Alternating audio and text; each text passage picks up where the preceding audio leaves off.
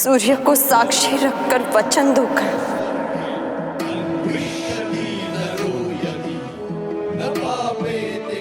कि तुम सुप्रिया से विवाह करोगे।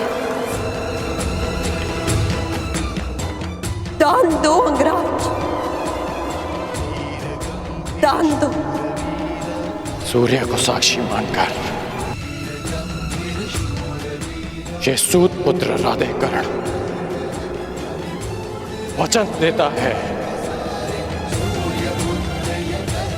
कि मैं सुप्रिया से विवाह करूंगा।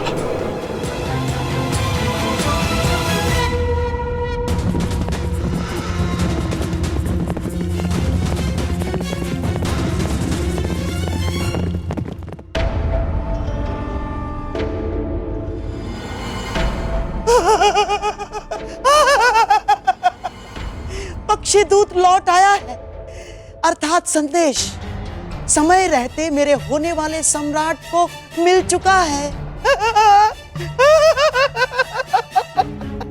पक्षीदूत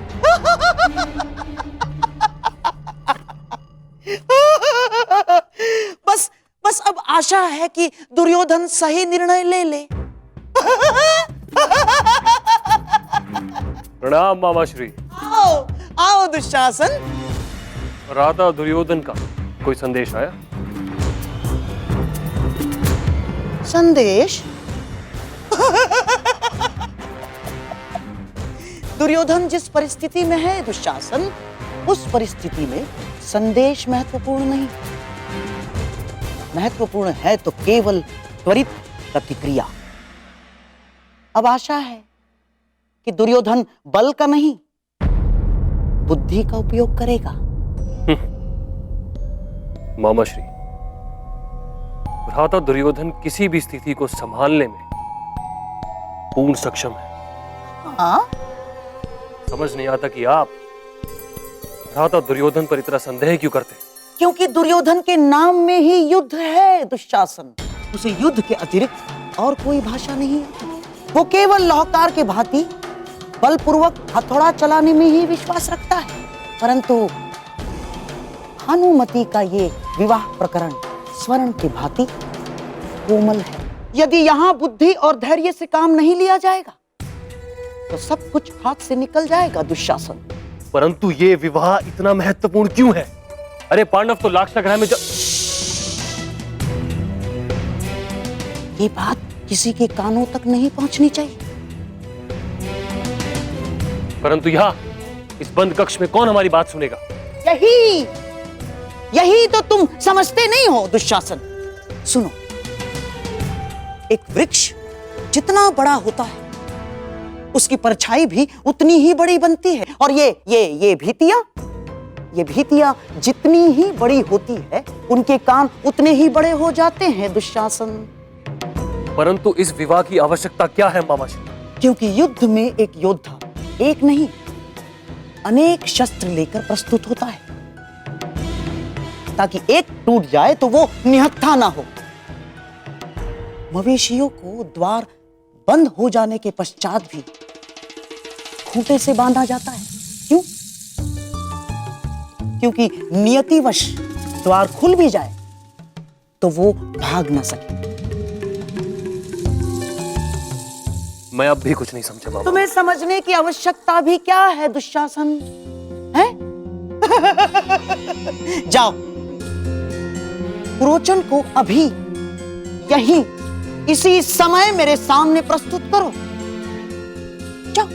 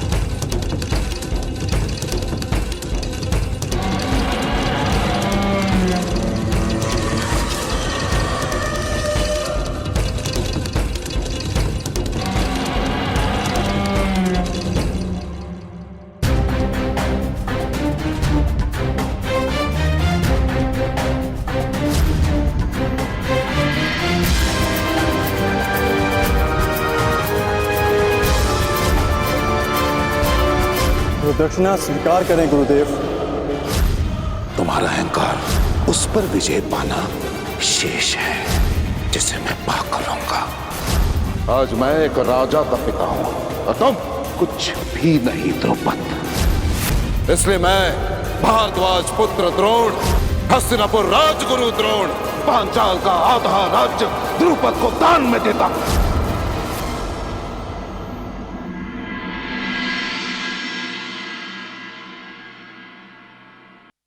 क्या ऋषि यज और उपयज के पास हमारे पीड़ा की औषधि है, या हमें यहां से भी खाली हाथ जाना पड़ेगा?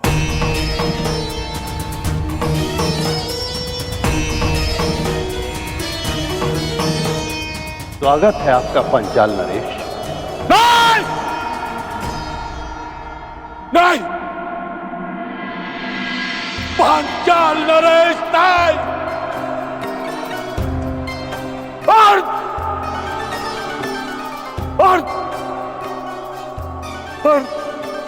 पांचाल नरेश कहिए।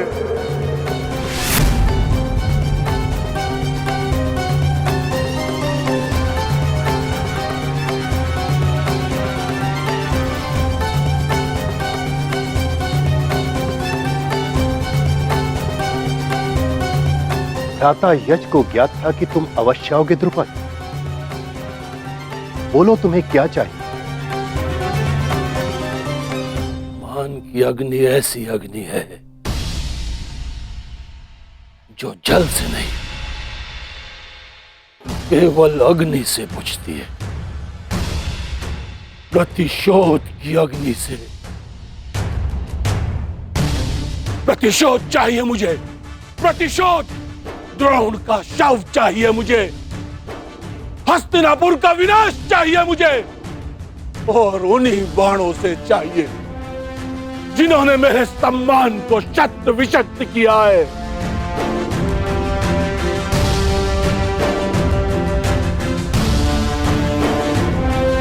क्या ये सब कुछ देने में सक्षम है आप?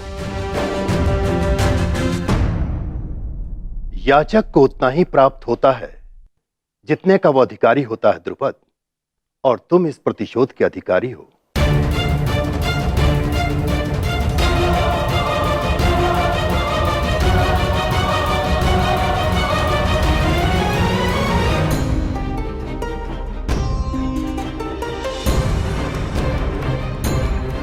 मैं सबके समक्ष अर्जुन को द्वंद्व की चुनौती देता हूं। आज तुम्हें ज्ञात होगा कि धनुर्विद्या में तुम मुझसे कितने छोटे हो अर्जुन। अब बातों के बाहर चल चुके हो तो धनुर्ज्ञान दिखाओ, अन्यथा पराजय स्वीकार करो। विजेता का चयन शेष है कुमार अर्जुन। यदि तुम वही अर्जुन हो जिसे मैं वर्षों से जानता हूं, तो मुझे पूर्ण विश्वास है कि तुम अपना अधूरा द्वंद्व अवश्य पूरा करोगे। आज यह आचार्य द्रोण की बनाई हुई सीमा नहीं है अर्जुन। अर्जुन,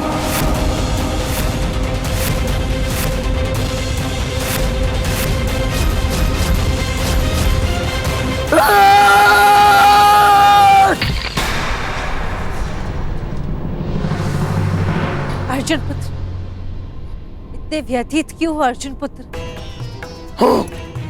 हूं मैं व्यथित, और तब तक रहूंगा जब तक कर्ण के साथ मेरा अधूरा द्वंद्व पूर्ण नहीं हो जाता, और जब तक उसके कवच को मैं अपने बाणों से भेद नहीं देता।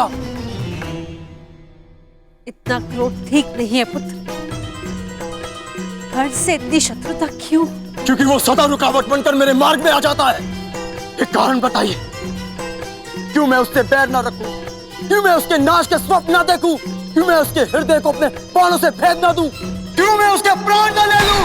तुम ऐसा नहीं कर सकते क्योंकि कर्ण तुम्हारा।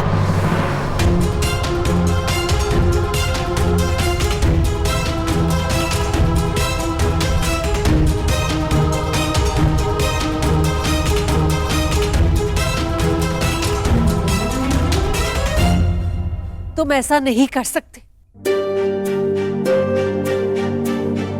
क्योंकि कर्ण तुम्हारा वास्तविक शत्रु नहीं है, उसे तुम्हारे सामने शत्रु बनाकर प्रस्तुत किया है। उसका मार्ग भटकाया दुर्योधन ने ताकि वो तुम्हारा मार्ग रोक सके।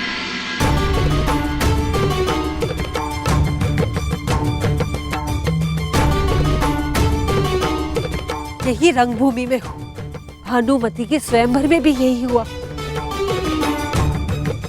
ईश्वर जाने कब तक दुर्योधन उसे अस्त्र बनाकर तुम पर प्रहार करवाता रहेगा,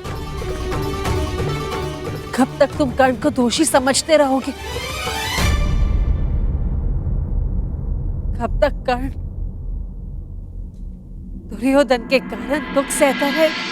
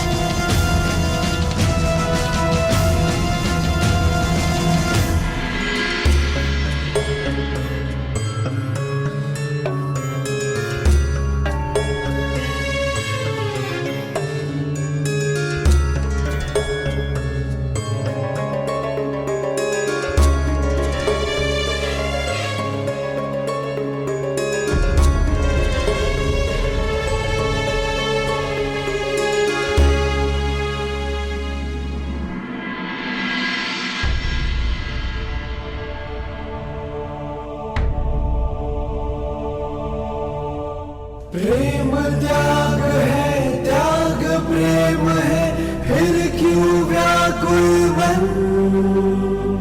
पीर है मन में, अग्नि तन में, जीवन है ये रण। किसको पाए किसको खोए, विकट समय भीषण। जीवन से भी धर्म बड़ा है, सुख सुविधा से कर।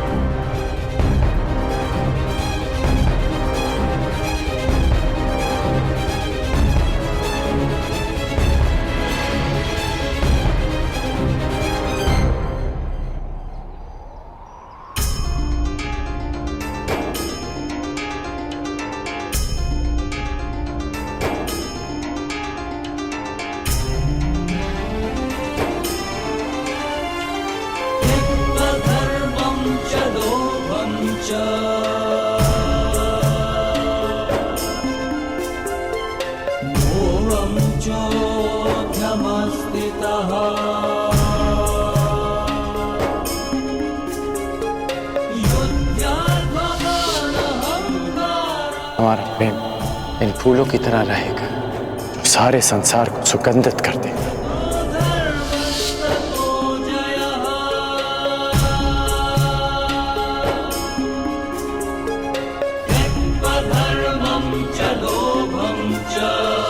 इन पुष्पों का एक गुण नहीं होगा हमारे प्रेम। वो क्या? ये हमारा प्रेम कभी मुरझाएगा नहीं।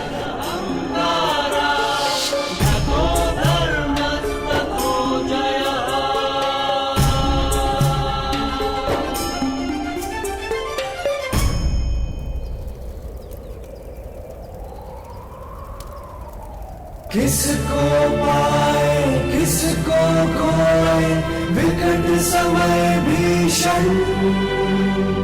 जीवन से भी धर्म बड़ा है, सुख सुविधा से कर। लाक्षागृह का निर्माण अपने सही समय पर हो जाना चाहिए, बल्कि हो ही जाना चाहिए पुरोचन। प्रयास तो मेरा भी यही है महाराज, परंतु इतने कम समय में निर्माण संभव ही नहीं है। संभव है।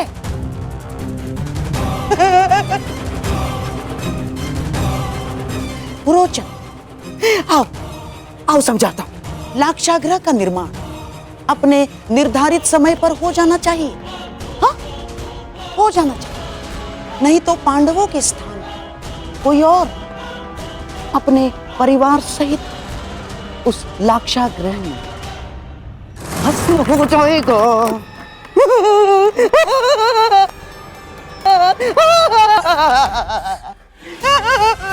पुरोचन, लाक्षागृह का निर्माण हो जाएगा ना?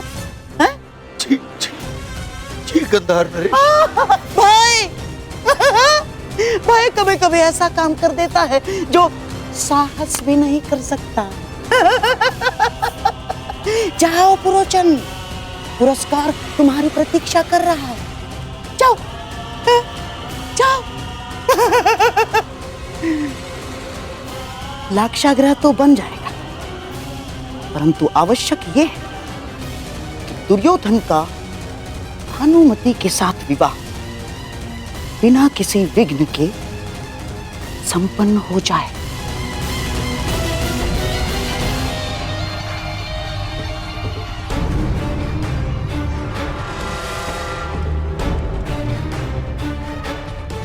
दो लक्ष्य, द्रोण का वध और हस्तिनापुर का विनाश। तो यज्ञ में दो आहुति, दो संतान, एक पुत्र द्रोण के वध के लिए, एक पुत्री हस्तिनापुर के विनाश के लिए। तो फिर प्रतीक्षा कैसी? यज्ञ आरंभ कीजिए।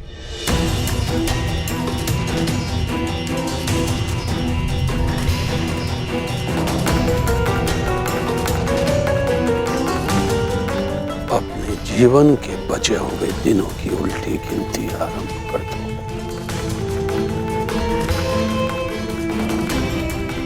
जब तक मैं अपनी इच्छा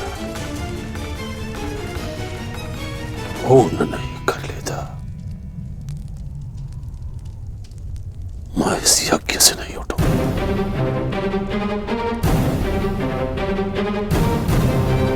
इस यज्ञ से हस्तिनापुर का विनाश उत्पन्न होगा।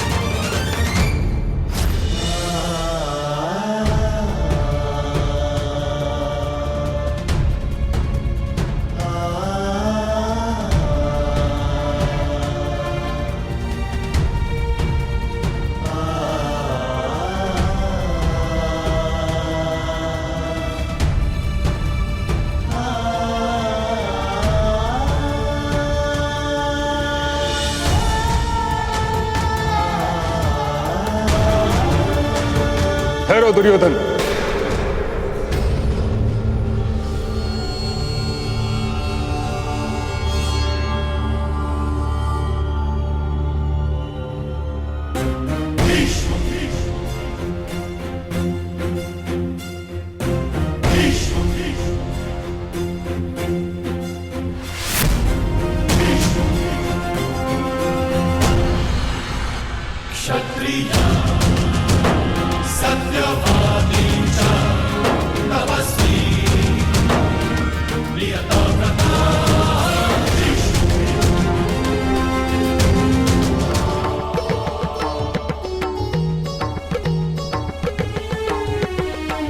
ठहरो दुर्योधन।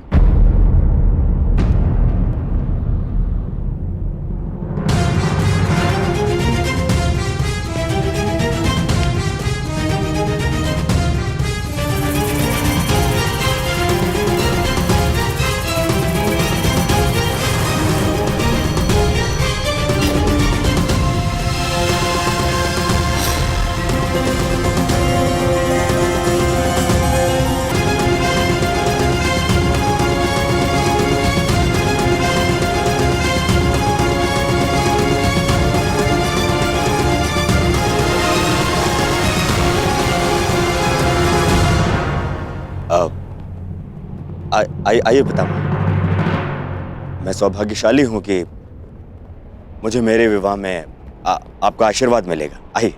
तुमने ये सोच भी कैसे लिया दुर्योधन कि तुम बलपूर्वक विवाह करोगे और मैं आशीर्वाद दूंगा?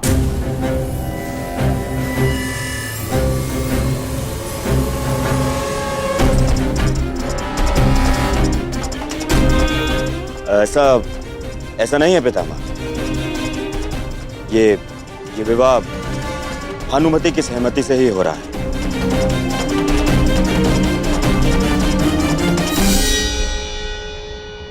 यदि ये विवाह भानुमति की सहमति से होता तो यह अंग में नहीं कलिंग में होता।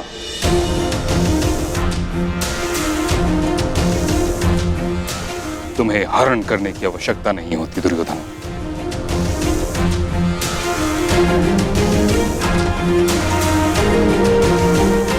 पुत्री भानुमति, दुर्योधन ने जो किया उसके लिए मैं हस्तिनापुर की ओर से क्षमा प्रार्थी हूं।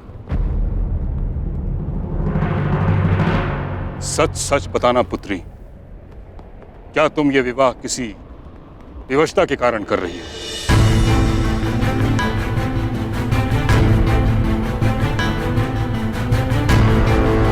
स्वयंवर में जो हुआ हुआ, परंतु इस समय भीष्म तुम्हारे सामने उपस्थित है।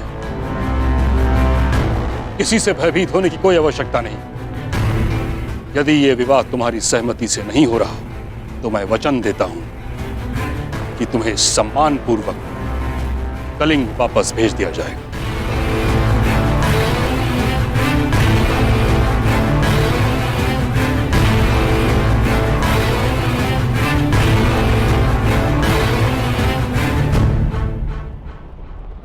मैं सम्मान सहित जाना चाहती हूँ महामहिम।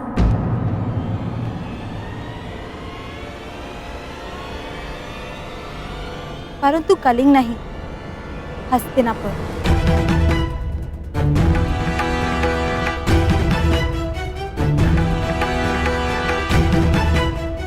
क्योंकि ये विवाह मेरी सहमति से हो रहा है।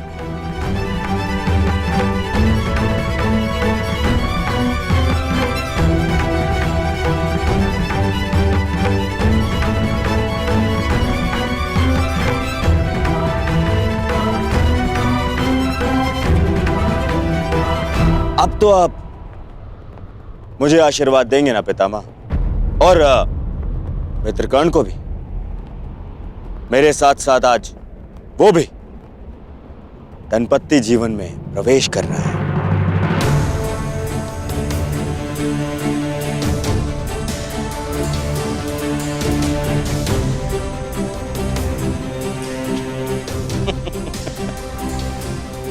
ऐसे क्या देख रहे हैं पितामह?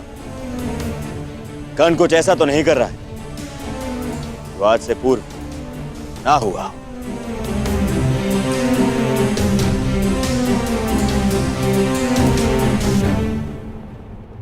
कर्ण ने ऐसा ही कुछ कर दिया जो आज से पूर्व नहीं हुआ।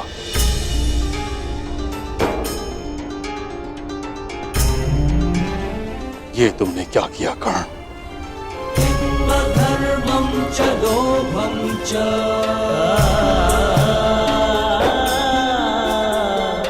मोहं च भ्रमस्थितः। विवाह की रीतियां संपन्न करें पुरोहित।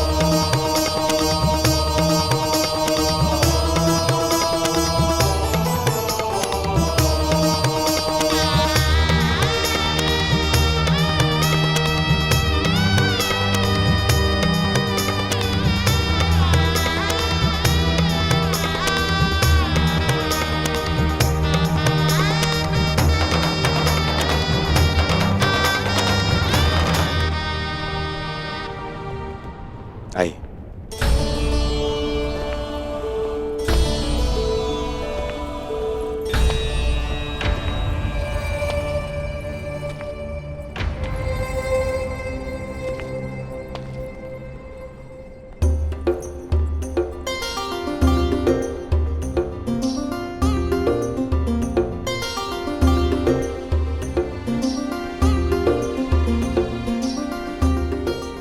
बधाई हो, जिसके पद स्पर्श से तुम्हारा पुष्प खिला, उसके साथ जीवन भी सुगंधित बीतेगा।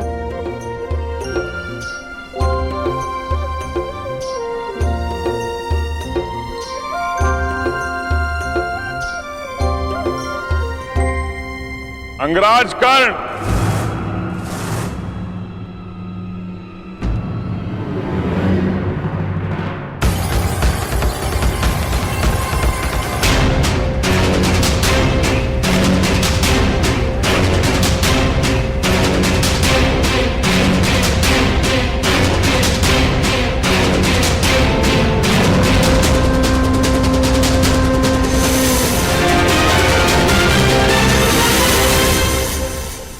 अंगराज कर्ण को विवाह की बधाई।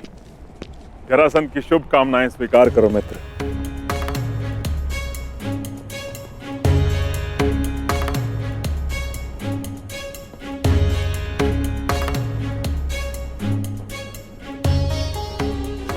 आमंत्रित किए बिना ही आप यहाँ आए हैं मगध नरेश, तो स्पष्ट है कि आपका यहाँ आना केवल बधाई देना नहीं होगा। इस पूरे संसार में अकारण कुछ भी नहीं होता अंगराज। अगर जन्म का कारण होता है तो मृत्यु का भी कारण होता है।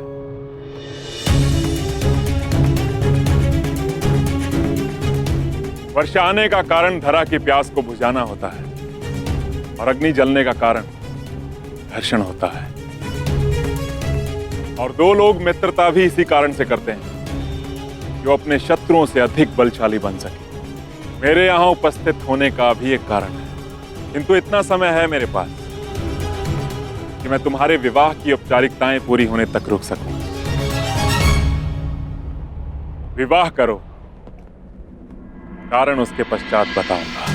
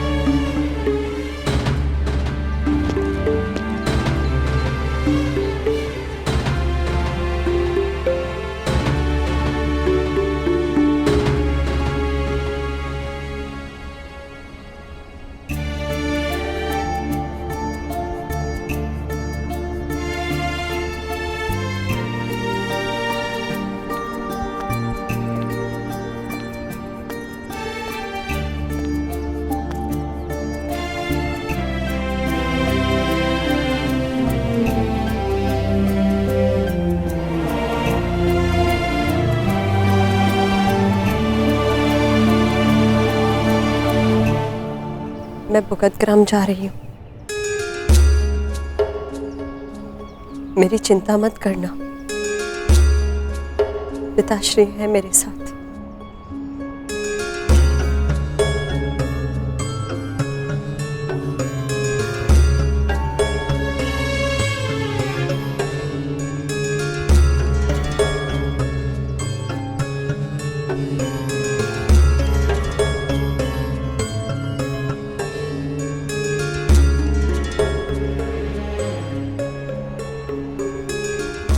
क्षमा करना कर्ण, सुप्रिया को माला देने से पूर्व मैंने उसमें से ये पुष्प निकाल लिया।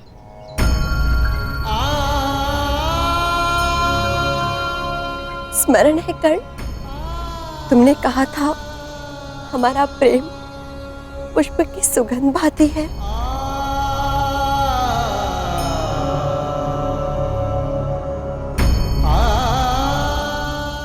सुगंध जिसे केवल अनुभव किया जा सकता है, स्पर्श नहीं किया जा सकता।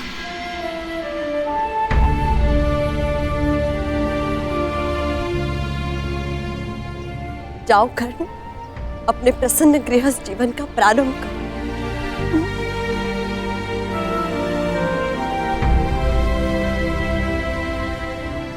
पता नहीं क्यों ऐसा नहीं लगता कि ये हमारी अंतिम भेंट है।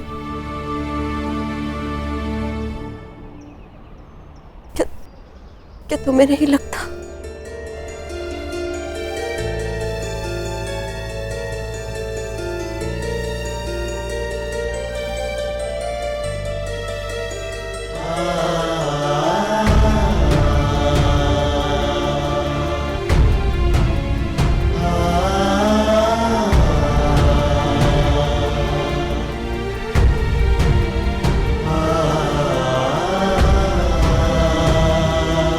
मैंने सदा तुम में अपना नायक देखा है,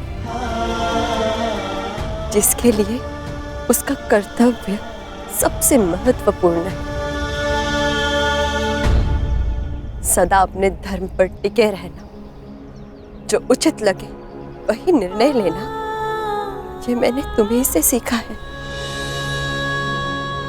और वही किया है मैंने। मैं जा रही हूँ कर्ण, परंतु जिस प्रकार एक दीपक के बुझ जाने से प्रकाश नहीं मरता, एक स्वप्न के टूट जाने से आशा नहीं मरती, एक फूल के मुरझा जाने से उपवन नहीं मरता, उसी प्रकार एक सह्याद्री के तुम्हारे जीवन से चले जाने से तुम्हारी यात्रा समाप्त नहीं होगी।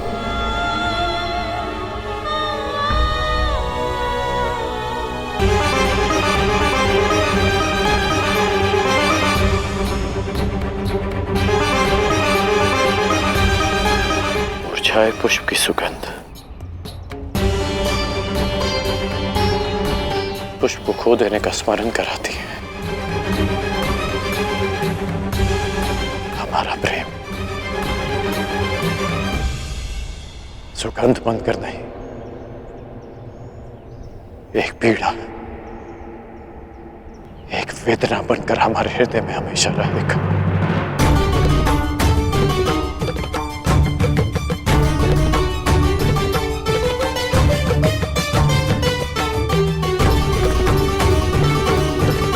किसी भी रूप में सही करना, प्रेम तो रहेगा ना।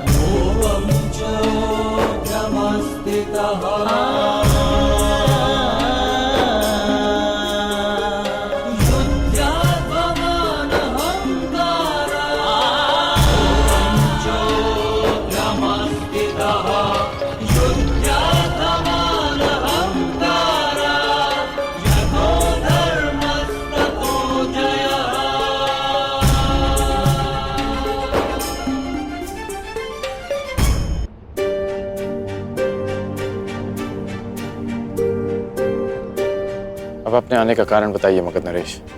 मैं आया क्योंकि समय भी आ गया है मित्र। मुझे दिया हुआ वचन पूरा करने का समय आ गया। स्मरण है ना वो वचन कि तुम एक बार मेरी सहायता के लिए अवश्य आओगे। कल प्रातः मैं अंग और मगध की सीमा पर तुम्हारी प्रतीक्षा करूंगा। परंतु आपको सहायता क्या चाहिए? एक योद्धा की आवश्यकता युद्ध में ही पड़ती है मित्र। और ये युद्ध किससे करना है? मेरे सबसे बड़े शत्रु से। और ये सारा संसार जानता है कि जरासंध का सबसे बड़ा शत्रु कौन है। तुम्हें मेरे साथ मिलकर उससे युद्ध करना है। हम वासुदेव कृष्ण पर आक्रमण करेंगे कल।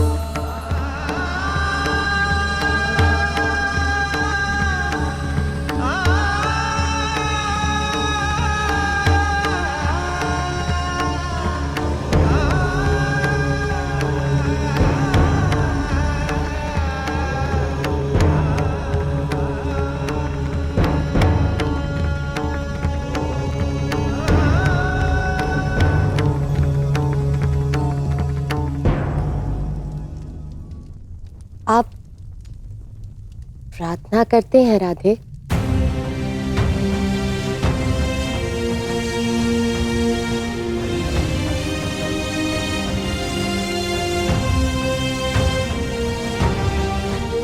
मैं करती हूँ सदा नियम से। और एक कुंवारी कन्या की प्रार्थना सदा उसके पति के विषय में होती है। तो क्या मांगा आपने अपनी प्रार्थना में?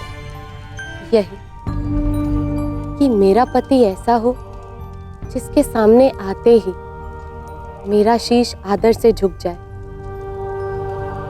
और जिसके विषय में सोचकर गर्व से उठ जाए। परंतु हर स्त्री की भांति मेरे मन में भी चिंता रहे कि मेरे आराध्य मेरी प्रार्थना सुनेंगे या नहीं। जो पूछना चाहती हैं स्पष्ट रूप से पूछिए।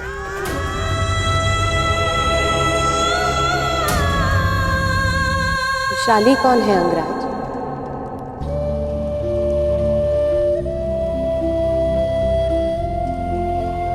और उससे आपका क्या संबंध है? हम दोनों का विवाह नियति का एक ऐसा मोड़ है जिसकी मैंने कभी कल्पना नहीं की थी। क्योंकि जिस मंडप में हम दोनों का विवाह हुआ उसी मंडप में विशाली और मेरा विवाह होना था। मैं तुमसे विवाह करना चाहता हूं। पहली बात, वो मेरा घर नहीं, हमारा घर। सूर्य को साक्षी रखकर वचन दोकर कि तुम सुप्रिया से विवाह करोगे। ये सूत पुत्र राधेकरण वचन देता है कि मैं सुप्रिया से विवाह करूंगा। विशाली का प्रेम मेरे हृदय में हमेशा रहेगा।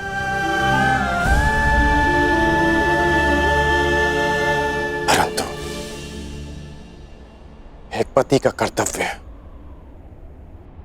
एक पति का धर्म निभाने में कर्ण कभी कोई त्रुटि नहीं करेगा।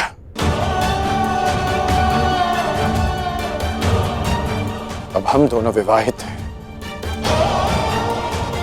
इसलिए बस अंगराज, एक पत्नी के लिए इससे बड़ा सौभाग्य और क्या होगा कि उसका पति उसे कभी असत्य ना कहे।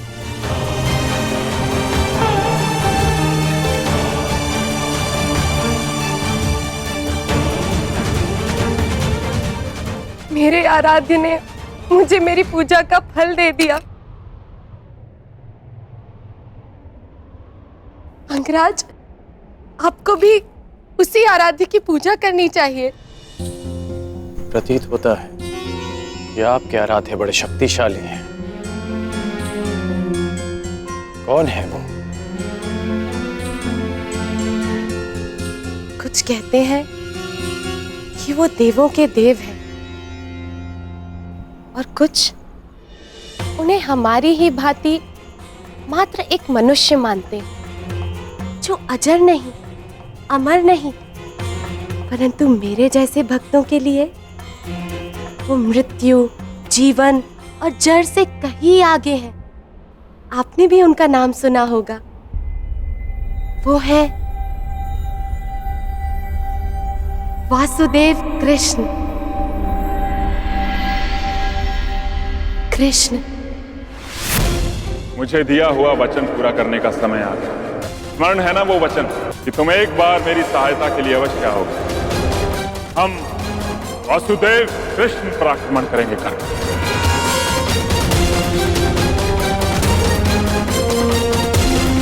होता है कि आपके आराध्य बड़े शक्तिशाली हैं।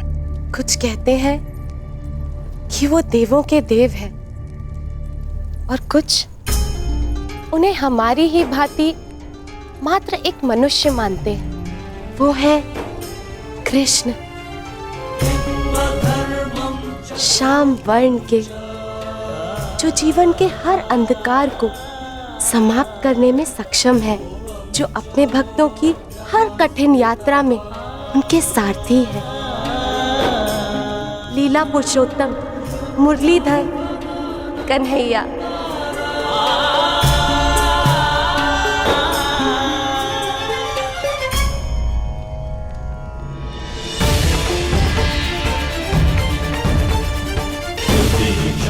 स्मरण है ना वो वचन कि तुम एक बार मेरी सहायता के लिए अवश्य आओगे। हम वासुदेव कृष्ण पर आक्रमण करेंगे।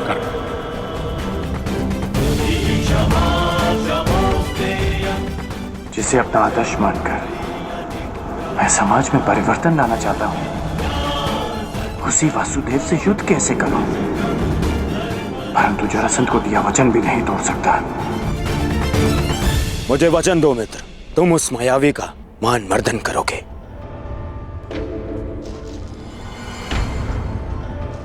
जरासंध यद्यपि मेरे मित्र नहीं,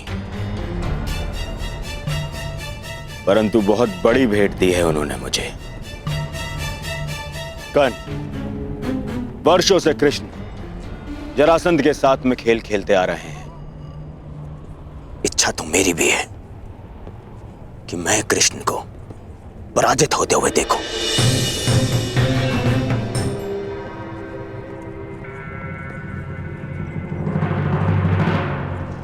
जिसे तुमने आज तक देखा नहीं, उनसे इतनी शत्रुता क्यों मित्र? कई लोग उन्हें ईश्वर मानते हैं, अवतार मानते हैं। यही तो विडंबना है मित्र। मिथ्या बातों को लोग सत्य मान लेते हैं और एक मायावी को ईश्वर। मिथ्या? कृष्ण चरित्र में मिथ्या क्या है मित्र? मिथ्या नहीं है तो और क्या है मित्र? ब्रज से प्रारंभ होकर पूरे भारतवर्ष में यह बात फैली हुई है कि कृष्ण ने राक्षसी पूतना के प्राण भी लिए, उसका वध कर दिया। ये कथा तो माता ने मुझे भी सुनाई थी कि उन्होंने पूतना का वध कर दिया।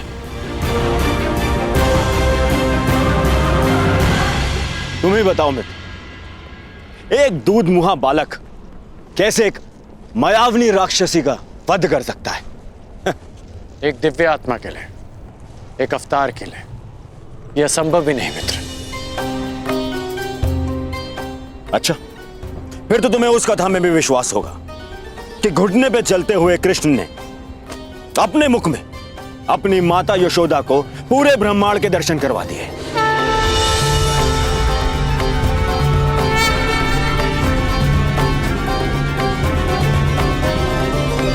ये सब कुचक्र है मित्र, षड्यंत्र है ये।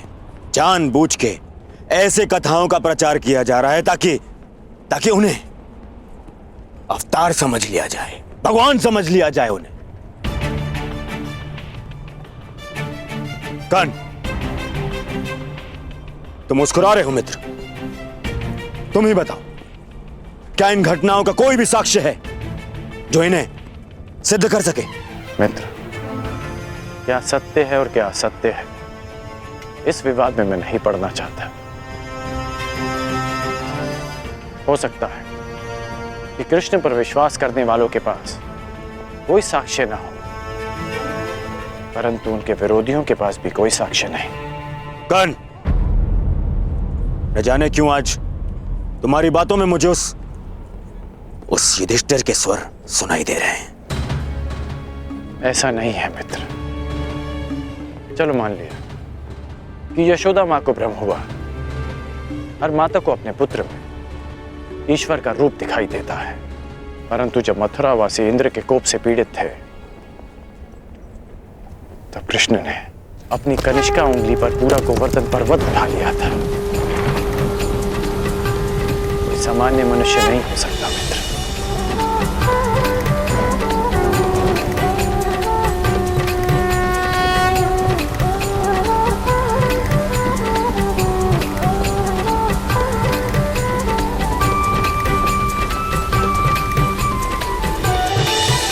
कालिया मर्दन,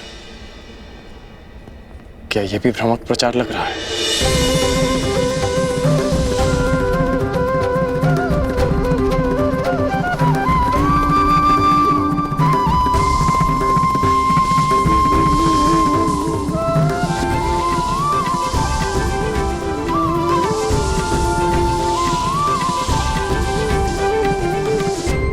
और कालिया मर्दन, क्या वो भी एक असत्य प्रचार था मित्र?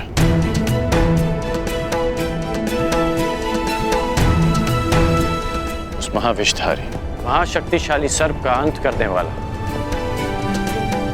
एक सामान्य मनुष्य नहीं हो सकता मित्र।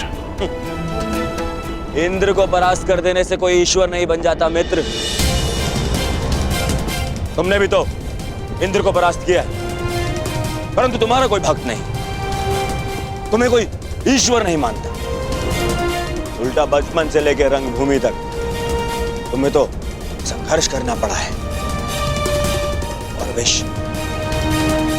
विष से बच पाना कोई चमत्कार नहीं है मित्र।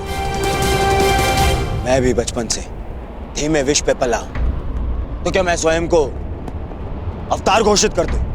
तो तुम्हें लगता है कि कृष्ण ने ऐसा कुछ नहीं किया जो उन्हें एक सामान्य मनुष्य से ऊपर कर देता है? क्या कंस का वध कर पाना एक सामान्य मनुष्य के लिए संभव है? तुम ही बताओ मित्र। हाँ, ये मैं मानता हूं, एक ग्वाले के लिए कंस वध करना बड़ी उपलब्धि, परंतु इसे हम एक ग्वाले की शक्ति कह सकते हैं, कोई ईश्वरी चमत्कार नहीं। तुम तो कृष्ण की हर उपलब्धि पर प्रश्न उठा रहे हो मित्र।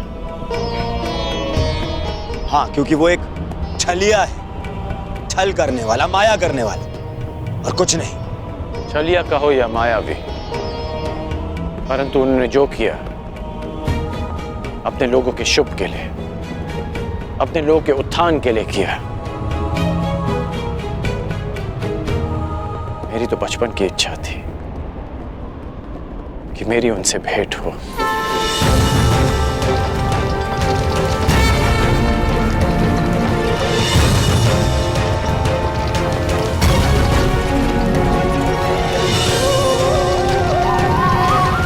जरासंध के कारण ये भेंट तो होगी।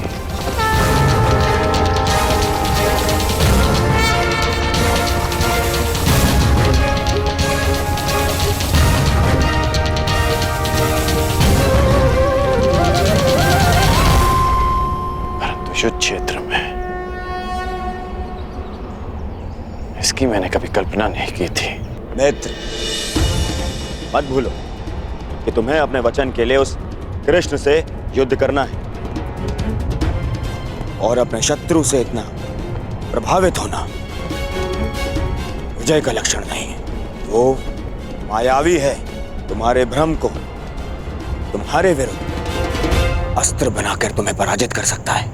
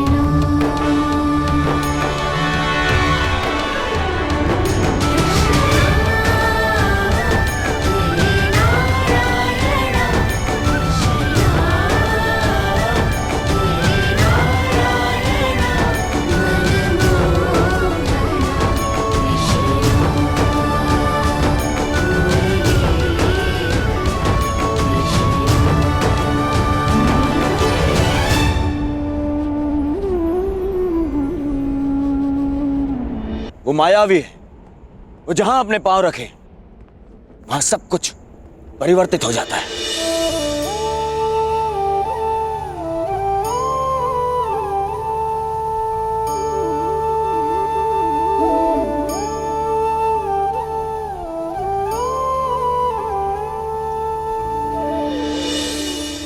वो कब, कहां, किसके पास किस रूप में पहुंच जाए, यह अनुमान लगाना कठिन है मित्र। तुम्हें उसकी माया से सावधान रहना होगा।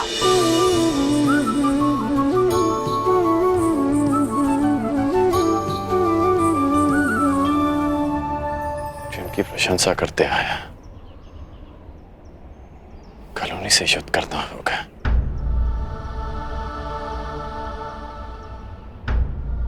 समझ नहीं आता कि क्या करूं। कर्म मनुष्य के मार्ग चुनने से निश्चित होता है अंगराज।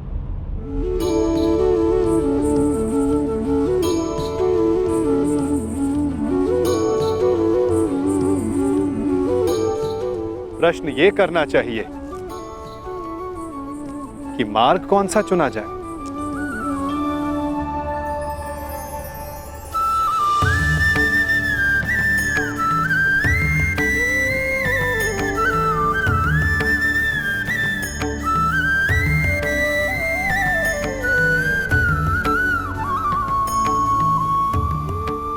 क्योंकि लक्ष्य उत्तम होने पर भी यदि मार्ग अनुचित हो तो लक्ष्य प्राप्ति असंभव है।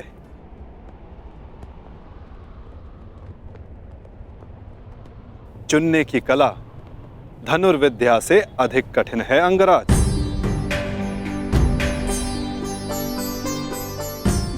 जैसे एक महान योद्धा उचित मार्ग नहीं चुनता तो अनुचित मार्ग उसे चुन लेता है और महान से सामान्य बना देता है।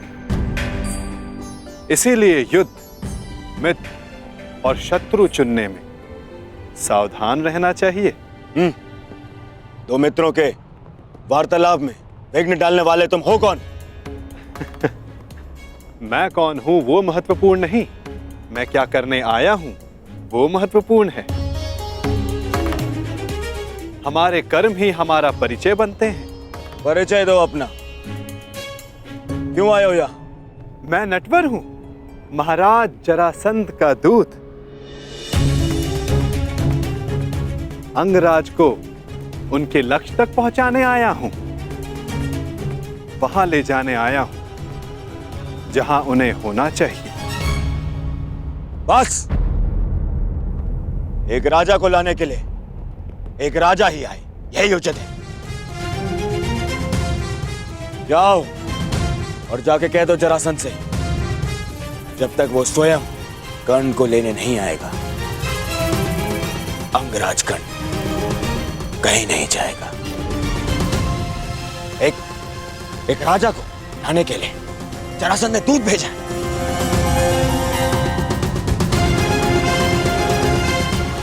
ये नियम के विरुद्ध है।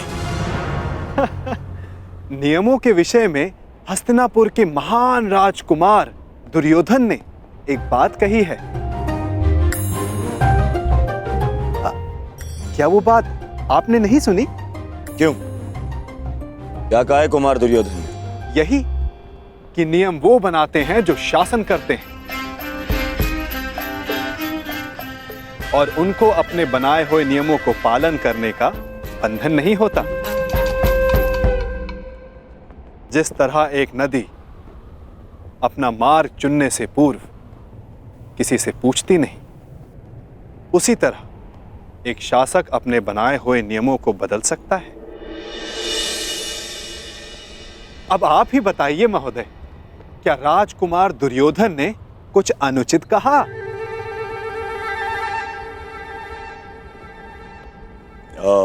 नहीं नहीं, कदापि नहीं।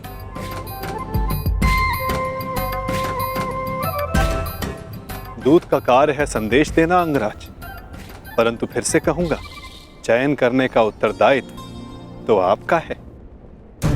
आप मेरे साथ आना चुनते हैं या नहीं, ये तो आप पर निर्भर करता है। कर्ण ने यदि कुछ चुना है तो केवल अपने वचन का पालन करना है। मैं तुम्हारे साथ आऊंगा दूत। अहो भाग्य, मैं भी यही चाहता था कि आप मेरे साथ आएं।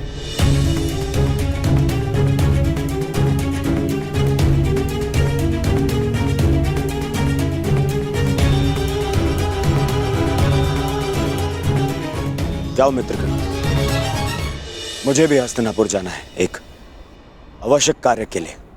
एक उक्ति आपके लिए भी है राजकुमार।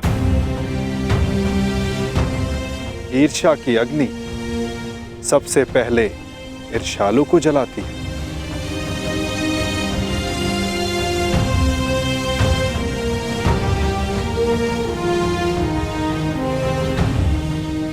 क्या कहा तुमने? बस एक महान पुरुष की उक्ति स्मरण हो आई, सो कह दी। वैसे ये उक्ति राजकुमार दुर्योधन की नहीं है, पर हां, है उन्हीं के लिए।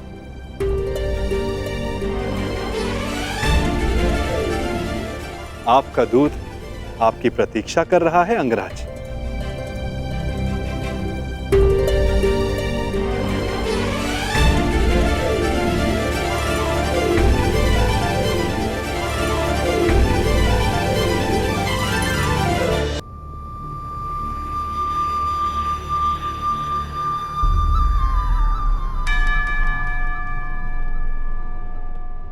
आपको लक्ष्य तक ले जाने का कर्तव्य मेरा है अंगराज, इसलिए रथ के अश्वों को किस दिशा में लेकर जाना है वो मेरे हाथों में। मैं अपना रथ स्वयं चलाना जानता हूं, परंतु आज आपका सारथी बनने का अधिकार मेरा है। हां, अगली बार मैं ऐसा कर पाऊंगा या नहीं, ये निर्णय तो आपका कर्म और आपका चुनाव करेगा अंगराज।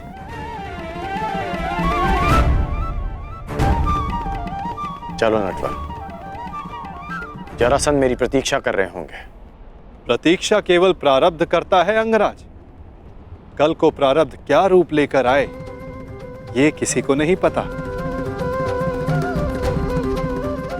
कभी कभी हम किसी और लक्ष्य की कामना करते हैं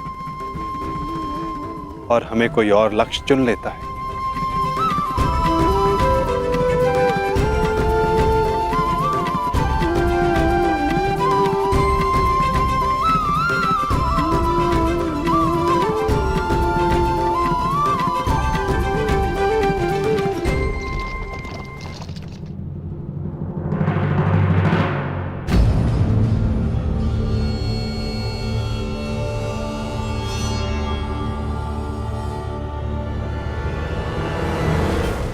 मुझे देख के यूं आश्चर्यचकित ना हो कुमार दुर्योधन। मैं यहां अंगराज को लेने आया।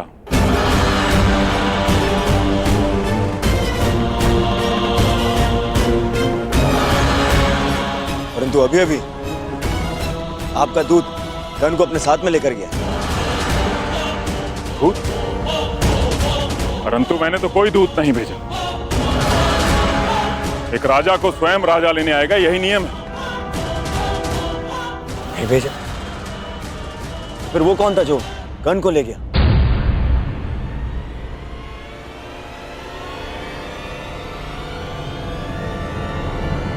समझ गया, वही छलिया, वही मायावी जो हर बार जरासंध की छाती पर एक और पराजय का घाव कर जाता। कृष्ण, वासुदेव कृष्ण।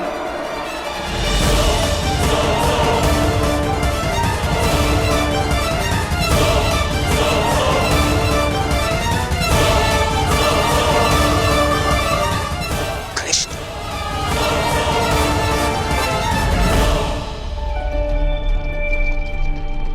बहुत अच्छी बात कही तुमने कि यदि उचित मार्ग ना चुनो तो अनुचित मार्ग हमें चुन लेता है। किसने कही हैं ये पंक्तियां? अंगराज प्यासा नदी का मीठा पानी पीता है, उसके उद्गम की खोज नहीं करता। भूखा मीठा फल खाता है, वो फल किस पेड़ पर था उस पर शोध नहीं करता। ठीक उसी प्रकार किसने क्या कहा है वो महत्वपूर्ण नहीं,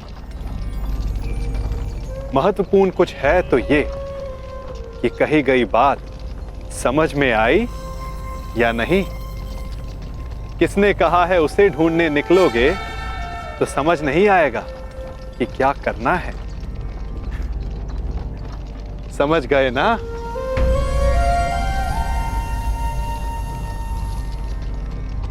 इतना अवश्य समझ गया कि तुम कोई भी बात सीधी तरीके से नहीं करते। दूत हूं, मार्गदर्शक हूं, और जीवन का मार्ग कभी सीधा नहीं चलता।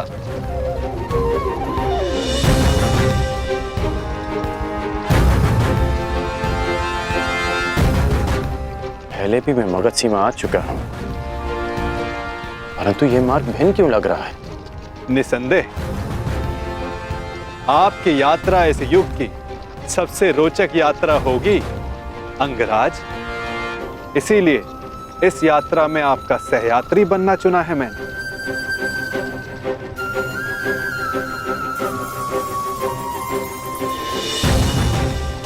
परंतु ये यात्रा अंत नहीं। इस यात्रा के पश्चात जीवन का नया मार्ग मिलेगा। अब देखना यह है अंगराज कि आप कौन सा मार्ग चुनते हो।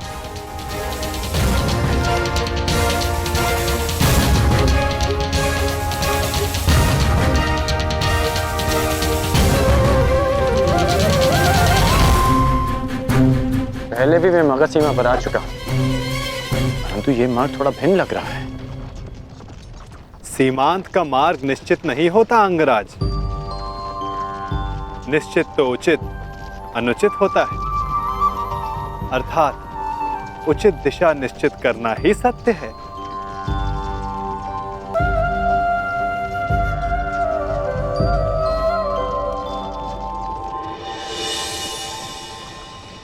मन की शुद्धि के लिए आवश्यक है कि उत्सुकता के वेग को रोका ना जाए। प्रश्न नहीं करोगे तो उत्तर कैसे पाओगे? तुम्हें कैसे पता कि मैं कुछ पूछना चाहता हूं? एक माता को कैसे पता होता है कि आज उसके बालक को क्या खाना है? एक ढाल को कैसे पता होता है कि तलवार किस ओर से आनी है? ये मन की भाषा है अंगराज। अपना मन सचेत हो तो दूसरे का मन पढ़ना कठिन नहीं। तो तुम मन की बातें भी पढ़ लेते हो? अवश्य। सारथी जो हूं, रथी का मार्ग प्रदर्शन करने के लिए उसका मन पढ़ने की कला एक सारथी को अवश्य आनी चाहिए।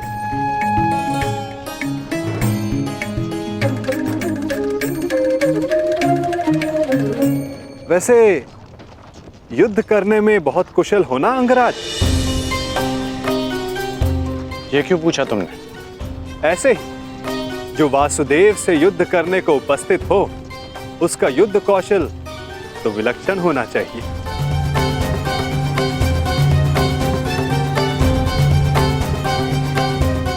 तुम्हें कैसे पता कि मैं वासुदेव से युद्ध करने जा रहा हूं? जरासंध ने बताया? नहीं। तो फिर किसने? आपको स्मरण नहीं अंगराज?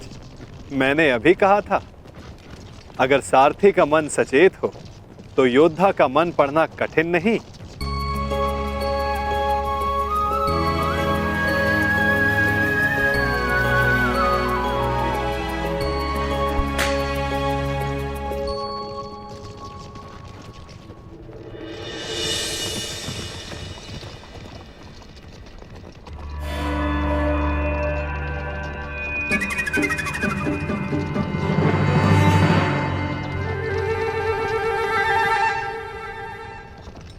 सारथी, और तीव्र और तेज चलाओ।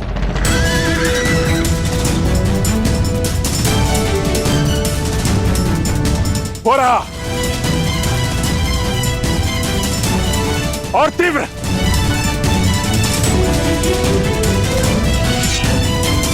जरासंध को एक बार और मूर्ख नहीं बना सकता ये वासुदेव। और तीव्र।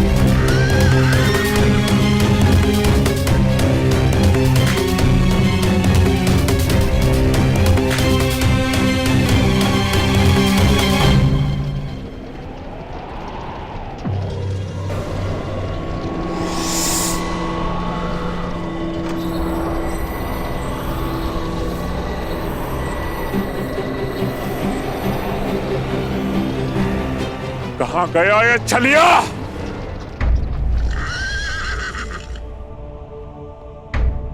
अब ये रथ क्यों रोक दिया? मेरा मन पढ़ने के लिए? मन पढ़ने के लिए नहीं, मार्ग पढ़ने के लिए। यदि लक्ष्य तक की यात्रा लंबी हो तो बीच बीच में रुककर मार्ग जांच लेना चाहिए।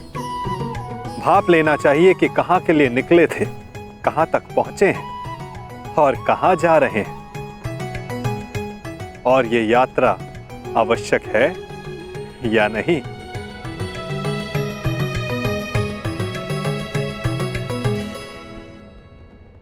सारथी, रोको रथ, रथ रोको।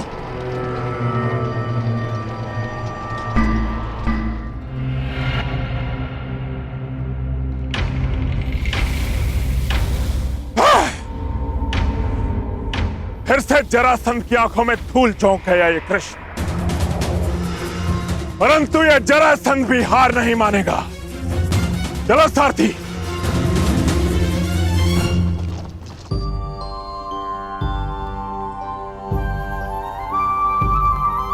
यदि मार्ग की जांच कर ली हो तो प्रस्थान करें। रथी को समय पर लक्ष्य तक पहुंचाना भी सारथी का ही कर्तव्य है। सत्य कहा आपने, परंतु एक बार पुनः विचार कर लीजिए अंगराज। अर्थात मैं इंद्र का सारथी नहीं कि मैं जल और वायु पर भी रथ चला सकूं। सामने देखिए अंगराज।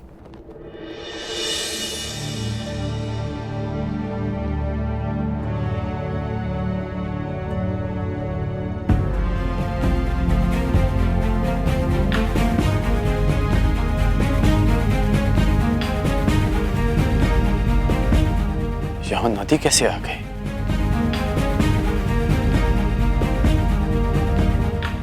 और मैंने इसे पहले क्यों नहीं देखा? नदी हमारे मार्ग में नहीं आई है अंगराज, हम नदी के मार्ग में आए हैं। अब सोचना यह है कि इस बाधा को कैसे पार करेंगे आप।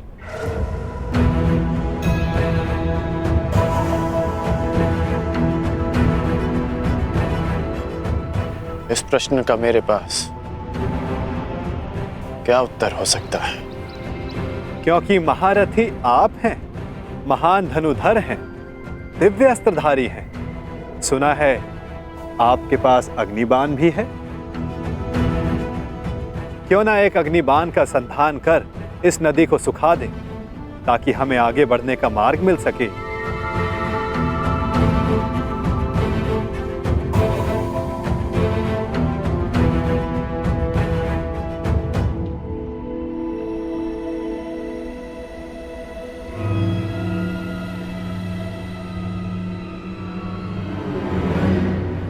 आपके लिए समय से ज्यादा महत्वपूर्ण और कुछ है?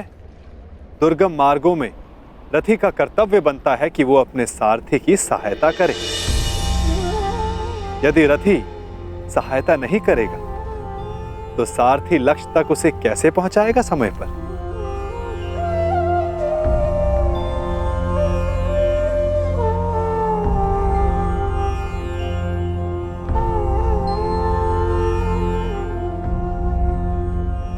यदि लक्ष्य तक की यात्रा लंबी हो तो बीच बीच में रुककर मार्ग जांच लेना चाहिए।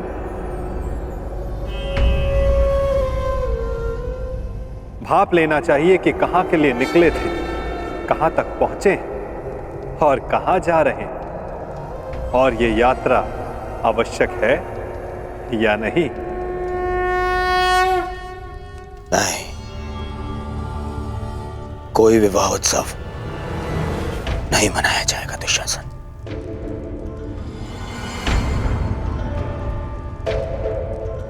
दुर्योधन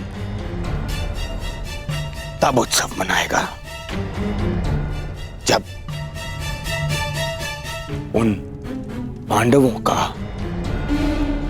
अंत हो जाएगा। उत्तम दुर्योधन, उत्तम।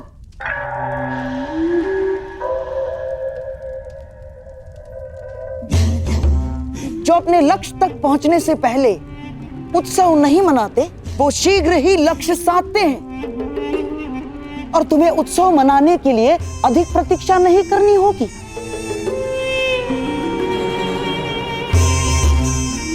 पुरोचन अधिकतम अगली पूर्णिमा तक लाक्षागृह का निर्माण कर ही देगा। तो बस तुम्हारे लक्ष्य प्राप्ति के लिए केवल 15 दिन शेष हैं। नहीं मामाश्री, नहीं। केवल लाक्ष गृह के निर्माण हो जाने से कुछ नहीं होता। प्रश्न तो ये है कि क्या हमारे कहने पर ही वो पांडव वहां जाने के लिए प्रस्तुत होंगे? अवश्य होगा मेरे होने वाले सम्राट, अवश्य होगा। विशेषकर तब जब वर्णावत में हस्तिनापुर के युवराज का सम्मान और सत्कार करने के लिए वहां उन्हें बुलाया जाएगा। ये केवल संभावना है मामाश्री, संभावना। यदि उन्होंने वहां जाने से मना कर दिया तो गाय को अपने वश में कर लो तो बछड़े अपने आप विवश हो जाते हैं। ठीक उसी प्रकार पांडवों की माता श्री कुंती का सत्कार किया जाए तो उसके 5 पुत्रों को आना ही होगा। यदि वो 5 उंगलियां हैं तो कुंती उनका शरीर है, शरीर। वो जहां जाएगी ये 5 उसके साथ जाएंगे ही।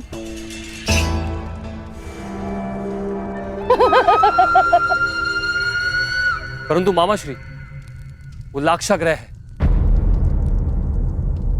तो क्या इसका अर्थ पांडवों के साथ साथ माता कुंती को भी? अति उत्तम दुशासन, अति उत्तम। तुम्हारे मन में अचानक से दया जाग गई, मैं तो बड़ा प्रसन्न हुआ अपने भांजे की मानवता से।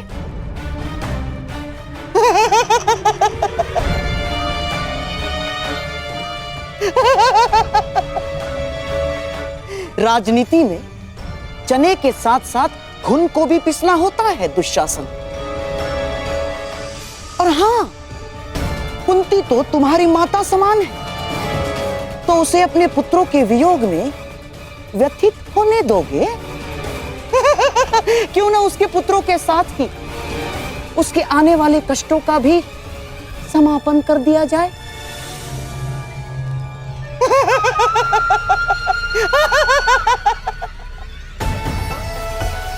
तुम्हारे भ्राता को सिंहासन तक पहुंचने के लिए कई शवों पर पांव रखने होंगे दुशासन, रखने ही होंगे।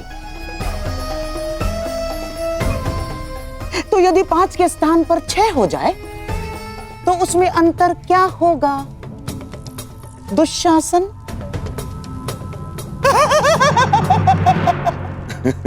उचित उचित उचित कहा मामा श्री आपने।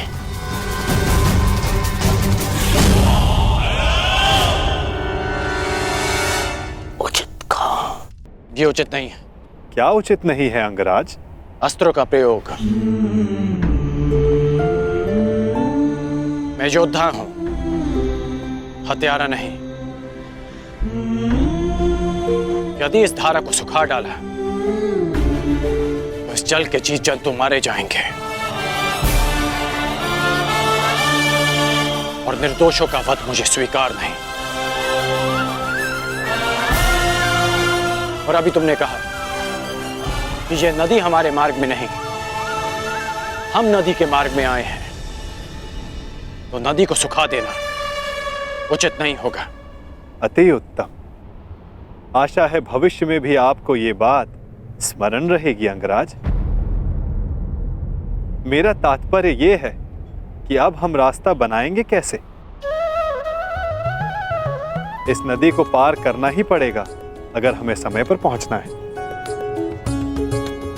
आगे चलकर देखते हैं, कहीं तो जल स्तर कम होगा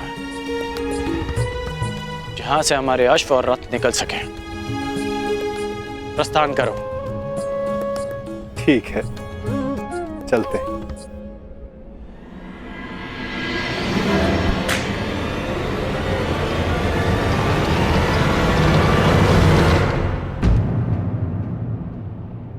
अंगराज, लगता है हम दलदल में फंस गए।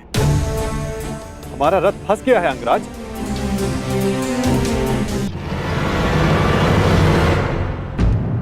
अंगराज, लगता है हम दलदल में फंस गए।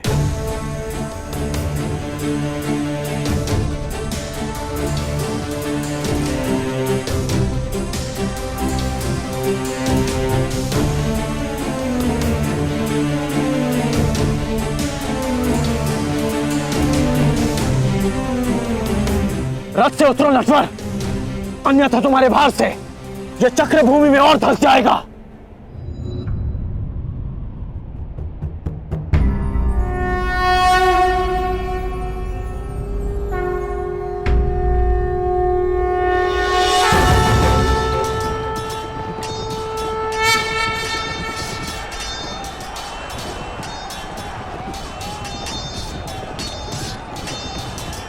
धनुष उठाओ पार्थ, संधान करो।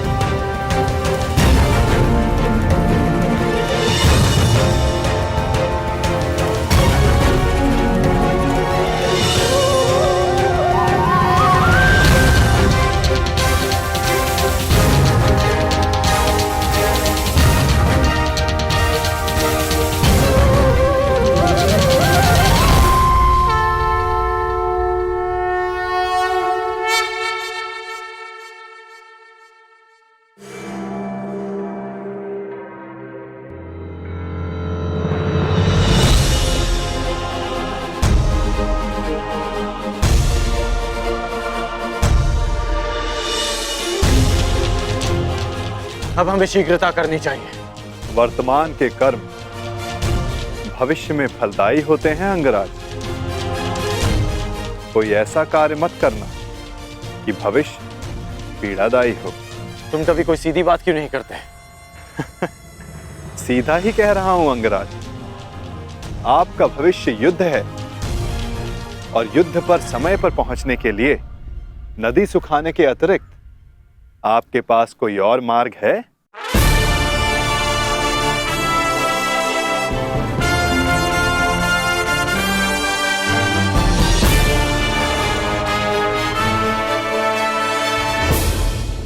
आपका भविष्य युद्ध है और युद्ध पर समय पर पहुंचने के लिए नदी सुखाने के अतिरिक्त आपके पास कोई और मार्ग है?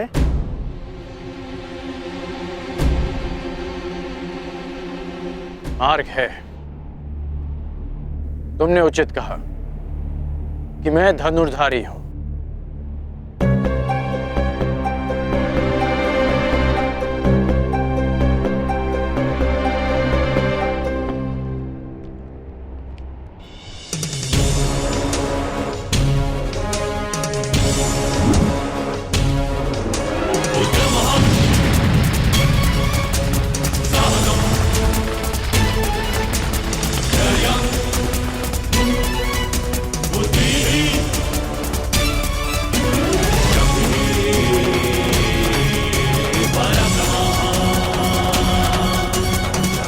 अब आगे बढ़ें।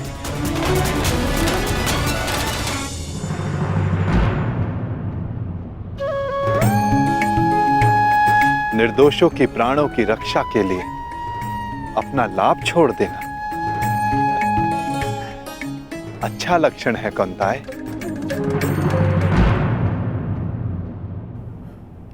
कोई सूचना? क्षमा कीजिए महाराज, गुप्तचरों के दल हर दिशा से लौट आए। बहुत खोजने पर भी कर्ण का कोई चिन्ह नहीं मिला। लगता है वासुदेव कृष्ण उसे किसी गुप्त और अज्ञात स्थान पर ले गए। क्या अब भी युद्ध को प्रस्तुत होना चाहेंगे अंगराज कर्ण की अनुपस्थिति में भी? मेघ बहुत अधिक देर तक सूर्य को छुपा कर नहीं रख सकते महामंत्री। भले ही हमें ज्ञात ना हो कि वो कृष्ण कर्ण को कहां ले गया है,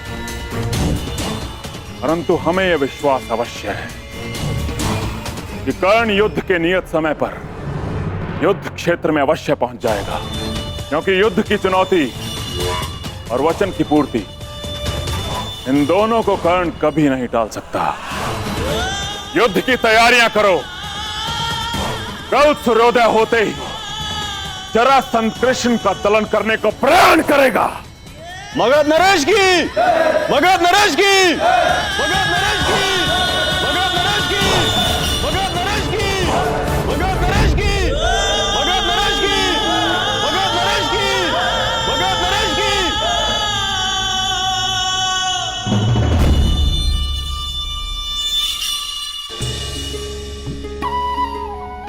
रुक क्यों गए?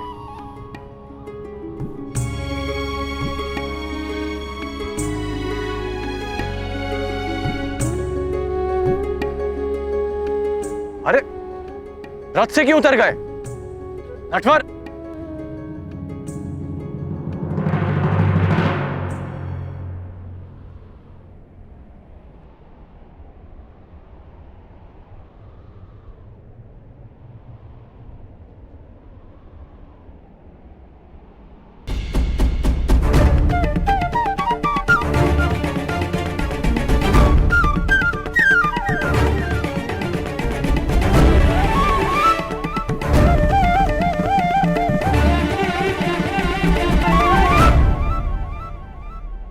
अब क्या हुआ? यहां क्यों आ गए? क्या करूं अंगराज, मैं आपकी भांति महान योद्धा नहीं, एक साधारण सारथी हूं। रथ को धकेलने से थकान हो गई है, इसीलिए विश्राम चाहिए। परंतु तुमने ही कहा था कि इस समय सबसे अधिक महत्वपूर्ण है। हाँ, पर समय भी समय समय पर विश्राम लेता है। हृदय के दो स्पंदों में विराम होता है। श्वास के प्रवास में विराम होता है, वर्षा के बूंदों के मध्य विराम होता है। इसीलिए मैं भी अल्प विराम ले रहा हूं।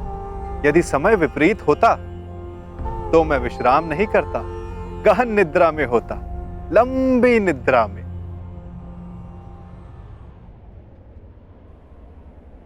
नटवर